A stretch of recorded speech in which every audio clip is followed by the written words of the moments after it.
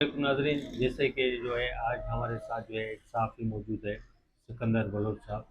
उनसे पूछेंगे जो इंक्रोचमेंट है, खास करके पूरे सिंध में जो है इंक्रोचमेंट का काम चल रहा है। दादू की बात की जाए, लाड़काना की बात की जाए, और कराची में भी जो है इंक्रोचमेंट की जो बात है, यहाँ पर जो है ये साफ़ी यहाँ पर मौजूद है। इनसे पूछते हैं, ये बीट जो है यहाँ पर ये काम करते हैं। सिकंदर भाई, यहाँ पर बताएं जो इंक्रोचमेंट है, इसके हिसाब से बताएं यहाँ पर जो है, खास करके कल भी जो है जो गरीब लोग हैं उनकी रेडियां उठाकर फेंक दी गई। आखिर इनका हल क्या है? का हल ये है कि पहले तो मैं आपको सलाम पेश करता हूँ कि आप हमारे इलाके में आए और इंटरव्यू करने, तो बहुत बहुत शुक्रिया आपका। और जहाँ तक इंक्रोचमेंट का ताल्लुक है ना, तो इंक्रोचमेंट पूरे कराची में हो रहा है, और ख़ास करके लियारी में नहीं, पूरे कराची में हो रहा है। तो इंक्रोचमेंट के वजह यही है कि रमज़ान के महीने में लोग ख़रीदारी करते हैं, और जो हमारे जो छोटे कारोबारी लोग हैं, वो नहीं देखते हैं कि किसी को तकलीफ़ हो रही है। वो रोड बीच के अंदर खड़े हो जाते हैं। दुकान अपनी है तो दुकान के आगे जो रेहड़ी खड़ी होती है या ठेला लगा होता है या ढाबा लगाते हैं, उसका फिर वो किराया लेते हैं। तो ज़्यादती तो उनके साथ वैसे ही हो रही है कि जो रेहड़ी खड़ी है या ढाबा खड़ा हुआ है, और उसके बाद फिर हमारे अपना एससी साहब हैं या इंक्रोचमेंट के जो अफसरान हैं बल्दिया के, वो आके उनको उनका सामान भी ले जाते हैं और उनसे बदतमीज़ी भी करते हैं, कभी कांटे ले जाते हैं, कभी रेहड़ी है। तो ये नहीं होना चाहिए, लेकिन हमारे इन कारोबारी जो छोटे लोग हैं, इनको ये सोचना चाहिए कि तकलीफ़ किसी को हो रही है तो वो अपने कारोबार को इस तरह मेंटेन करें कि आने जाने वाले को तकलीफ़ ना हो।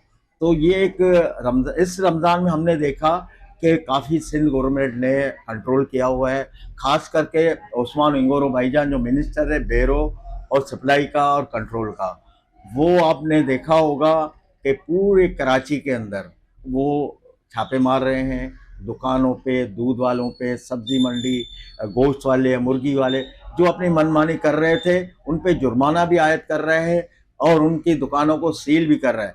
तो अगर ऐसे दो चार मिनिस्टर और आ जाएं, जैसे उस्मान इंगोरो मेहनत कर रहे हैं सिंध गवर्नमेंट की लाज रख के, तो वो मिनिस्टर है, हालांकि उसको नहीं जाना चाहिए, वो अपने सेक्रेटरी को भेजे या अपने मातेज जो काम करते हैं उनको भेजना चाहिए। लेकिन मैं आज सलाम पेश करता हूँ, उस्मान इंगोरो भाईजान अपने फ़राइज़ अच्छी तरह से निभा रहे हैं। लोगों को बुरा तो लग रहा है, लेकिन वो अच्छा कर रहे हैं। अभी आप देखें कि यहाँ चेजब है, चेजब एक नाम है, ब्रांड नहीं है। सिकंदर भाई, देखें, अगर कराची की बात की जाए तो सिंध का जो ये शहर है कराची तक जो है लियारी में, वो हमें डेवलपमेंट नज़र नहीं आ रहा है। डेवलपमेंट नज़र इसलिए नहीं आ रहे थे कि पीपल्स पार्टी की हुकूमत होती है, अपना मेयर कराची पीपल्स पार्टी का। सर, अभी भी पीपल्स पार्टी की तो वही हुकूमत है। मैं कह रहा हूँ ना, लियारी टाउन का चेयरमैन पीपल्स पार्टी का। अब बिलावल भुट्टो खुद आके तो ये काम नहीं करेगा, ये काम किसका है? इन्हीं का काम है। ये सर, वो लेकिन पार्टी तो बिलावल की है ये ना। बिलावल की है, लेकिन बिलावल ने जो लियारी पे, लियारी को अपनी माँ समझता है। लियारी बेनज़ीर का ख्वाब था, और उनके बच्चे यहाँ समझो रहते हैं, बेनज़ीर के भाई रहते हैं, शहीद जुल्फ़िकार अली भुट्टो के बेटे यहाँ रहते हैं। भुट्टो साहब जब भी कराची आते थे ना, तो लियारी में वो इस तरह आते थे जैसे कि आम आदमी जो घरों में जाता है या ढाबे पे बैठता है या होटल में बैठता है। तो भुट्टो साहब का मोहब्बत इतना लियारी से था। और मोहतरमा भी यही चीज़ थी, जब बम धमाका हुआ 18 को, तो 18 अक्टूबर को जो उसके ऊपर अटैक हुआ, तो आप खुद सोचें कि ये एक वाहिद मोहतरमा थी जो इतने धमकी आमेज खतूत मिले, उसको धमकी दी गई कि आप निकलोगे तो मारे जाओगी। लेकिन वो बहादुर खातून थी। उस रात को धमाका हुआ है, सुबह को लियारी में घूम रही थी रोडों पर, उनके जख्मियों के घरों पे जाती थी। तो उसमें पीपल्स पार्टी का कसूर नहीं है। हमारे लियारी को जो ऑन करते हैं, जो चेयरमैन है, वाइस चेयरमैन है, एमसी है या मुर्तज़ा वाब है, उनका फर्ज बनता है कि लियारी के डेवलपमेंट में तवज्जो दें। अभी 25 अरब रुपए का पैकेज दिया है बिलावल ने, अब 5 अरब रुपए दे चुका है, अभी काम इंशाल्लाह ताला शुरू होने वाला है। तो अच्छा सर, ये जो इन्होंने पैकेज दिया है, ये आखिर कब खत्म होगा? यानी 5 साल मजीद दूसरे ये लेंगे, बाद में जाकर ये पैकेज कंप्लीट होगा। ये आपने अच्छी बात की कि ये ख़त्म हो जाता है। पहले भी 2.5 अरब 3 अरब दिए थे, वो ज़मीन बोझ हो गए। आप समझते हो, ज़मीनों में पहले से लाइनें थी, ज़मीनों पे खर्च हो गए। बनाया, फिर रोड पेवर ब्लॉक लगाए, गलियां स्ट्रीट वगैरह रोड वगैरह सारे बनाए। उसके बाद गैस कंपनी आई, वो खुदाई शुरू कर दी। गैस कंपनी ने अपने मद के अंदर जो खुदाइयाँ की थी, जो नुकसान था, उसने 1 अरब 45 करोड़ रुपए लियारी टाउन को दिया। वो अभी तक बैंक में पड़े हुए, क्यों पड़े हुए हैं, क्यों खर्च नहीं करते हैं? बिलावल को चाहिए, उनको पूछे, बात परस करें। चेकिंग बैलेंस नहीं होगी तो उनका पेट नहीं भरेगा। लेकिन सर यहाँ पर जो है सबसे पहला जो आपका जो सवाल बनता है, यहाँ पर जो उम्मीदवार खड़ा हुआ था, आप उनसे सवाल करें जिनको आपने वोट दिया है।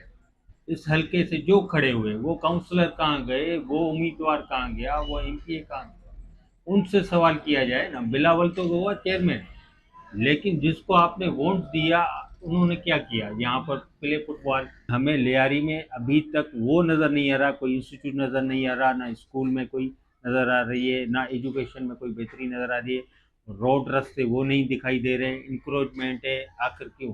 ये भी गरीब लोग कहाँ जाएंगे? देखो, आपने बहुत अच्छी बात बोली कि इतने पैसे मिलते, चेयरमैन है, सब कुछ है। लेकिन मैं कहता हूँ, मैं एक मिसाल आपको देता हूँ। मैं स्पोर्ट पे ज़्यादा काम करता हूँ। मैं ज़्यादा स्पोर्ट पे काम करता हूँ, मीडिया मेरी स्पोर्ट पे काम करती है। और मैं जाफा एकेडमी का जो एस्ट्रोटर्फ है, उसके लिए मैंने लड़ाई लड़ी, वो बनवा के दिया। अभी एक जिम्नास्टिक का क्लब है, बरकत का उस्ताद, जनरल लियारी जनरल हॉस्पिटल के पास। मैं उस्मान इंगोरो भाईजान को ले गया, वहाँ विजिट कराया, उसका फ़र्ज खाली बनाने के लिए उस्मान इंगोरो ने हम्माद एंडी खान को फ़ोन किया कि इसको बनवा के दे। लेकिन अब फ़र्ज किसका बनता है? उस्मान इंगोरो तो आके नहीं बनाएगा ना। उसने ऑर्डर किया कि हम्माद साहब इसको बनाएं। अब हम्माद साहब की और चेयरमैन नासिर करीम जो लियारी टाउन का है, उसकी आपस में लड़ाई चल रही है। उन बेचारों का जो खुदाई, जो बना हुआ था उसको खुदाई करके कि हम बना रहे हैं, जो बना हुआ था उसको बिगाड़ दिया। तो मेरे कहने का मतलब है कि यहाँ चेकिंग बैलेंस नहीं है। पीपल्स पार्टी पूछे ना कि भाई ये मैंने आपको पैसे दिए, ये कहाँ लग रहे हैं, क्यों खर्च नहीं हो?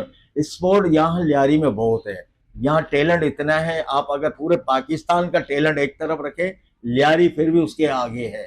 हमारे फुटबॉलर, हमारे बॉक्सर, हमारे जिम्नास्टिक की ऐसी ऐसी बच्चियाँ हैं, आप देख के दंग और रह जाओगे। आप मेरे साथ कभी चलें, मैं आपको क्लब दिखाऊंगा कि क्लबों में क्या हाल है। लेकिन इसके लिए हम आवाज़ बनेंगे तो इंशाल्लाह ताला उनके काम होंगे।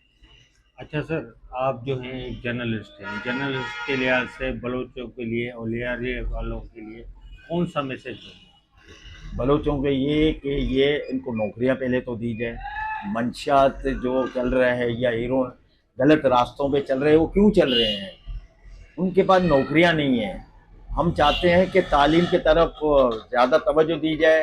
इन बच्चों को तालीम, अभी आप स्कूल में जाएं, इतनी फीस है वो भर नहीं सकते। बिजली का बिल है, वो अपने पेट में खाएंगे या बिजली का बिल भरेंगे? आजकल गैस वाले को भी पर लग गए हैं, गैस वाले बिजली के नक्शो कदम पे चल रहे हैं।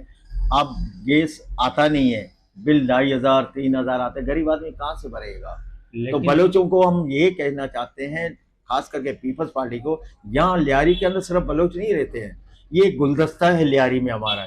पंजाबी, पठान, सिंधी में अपना मेमन, गुजराती, मियाँ वाली सारी कौम रहती है। यहाँ नस्ल परस्ती या कौम परस्ती नहीं है। तो हम चाहते हैं कि लियारी के ऊपर ज़्यादा तवज्जो दी जाए।